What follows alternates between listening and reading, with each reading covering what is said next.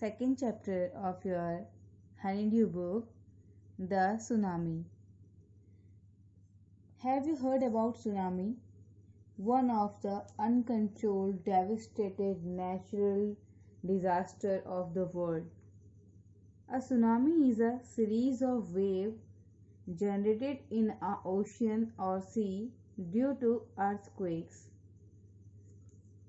As an earthquake happens, the ground under the water is moved up and down abruptly and then start the tsunami. The December 26, 2004 Indian Ocean tsunami was caused by slippage of about 1000 km of the boundary between the India and Burma plates and triggered a series devastating tsunami, some over 30 meters high. In 2004, an earthquake with epicenter of the west coast of Sumatra in Indonesia struck with a magnitude of 9.1 to 9.3. The tsunami killed over 230,000 people in 14 countries, being one of the biggest natural disasters in human history. So, dear children, you should know the difference between the earthquake and tsunami. You have heard about earthquake also. Earthquake is caused due to the movement of tectonic plates under the surface of the earth, whereas a tsunami caused when the earthquake takes place under the water. Sanjeev, a policeman, 13 years old, Meghna, 10 years old, Almaz Javed, and 10 years old, Tilly Smith, are one of the people who survived in 2004 tsunami and whose story of survival have become examples of bravery in this story. So, dear children, you can see here the map of the Andaman and Nicobar Island,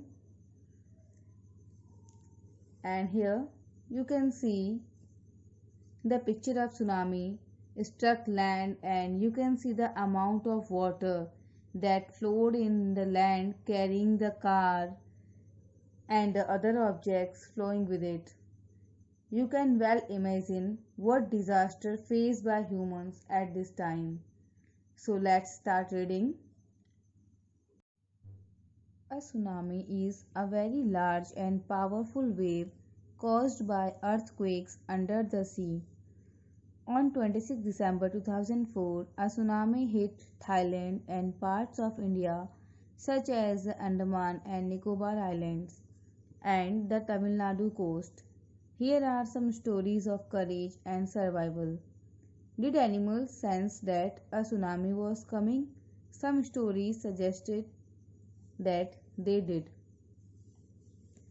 These stories are all from the Andaman and Nicobar archipelago.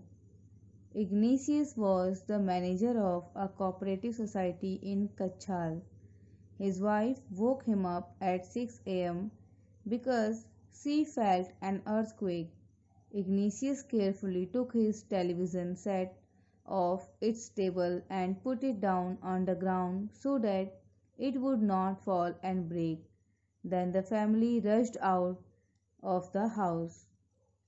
When the tremors stopped, they saw the sea rising.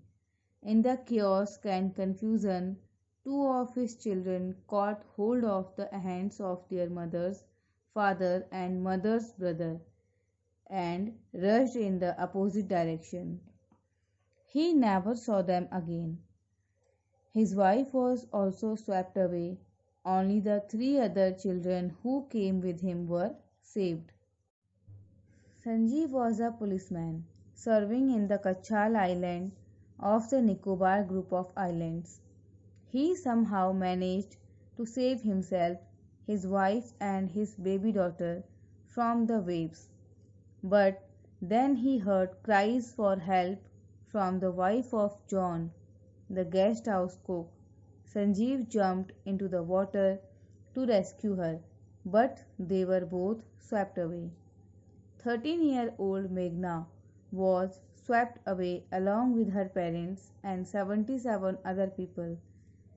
She spent 2 days floating in the sea, holding on to a wooden door. 11 times she saw relief helicopters overhead, but they did not see her. She was brought to the shore by a wave and was found walking on the seashore in a daze. The story given in first part are from Andaman and Nicobar Islands, and it starts with a story of man whose name was Ignatius. He managed to save his two of his 5 children, but his wife, other 2 children, and two of other relatives were washed away. Only the 3 other children who came with him were saved. Here we see Sanjeev was a policeman serving in the Kachal island. It's a name of island, Kachal. And he also managed to save his wife and his baby daughter. But the moment he saw cries of his cook's wife, he jumped into the water and was never seen again. And then we see Meghna, who was just 13 years old. She was swept away along with her parents and more 77 people around her. But very bravely, she holds a piece of wood in her hand. The relief helicopters, what's the meaning of relief helicopters? Helicopters bringing help to people. The relief helicopters did come there to save people, but none of them saw her. After a few days, she was brought to the shore by wave, and she was alive, but she was half conscious. Days means half conscious. Almas Javed was 10 years old. She was a student of Carmel Convent in Port Blair, where her father had a petrol pump. Her mother Rahila's home was in Nancowry Island. The family had gone there to celebrate Christmas. When the tremors came early in the morning, the family was sleeping. Alma's father saw the sea water recede.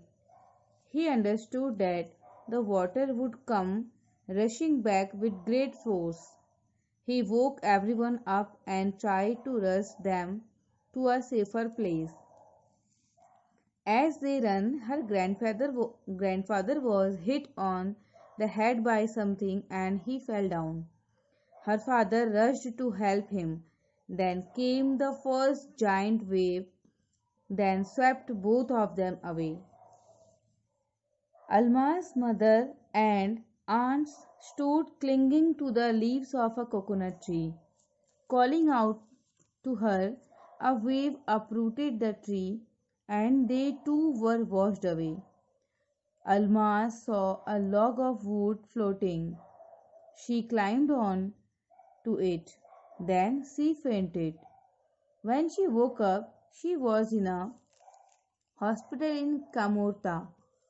From there, she was brought to Port Blair. The little girl does not want to talk about the incident with anyone. She is still traumatized. So, dear children, have a look at this picture. You can see what kind of destruction tsunami had done in this area. You can see a house which is completely collapsed, and people are really looking for the loved ones to save them. Almas was a 10-year-old girl whose father saw the signs of tsunami when the water receded. Father tried to save Alma's grandfather while her mother and aunts had clung to the leaves of coconut. Cling means hold tightly. But unfortunately, all of them were washed away.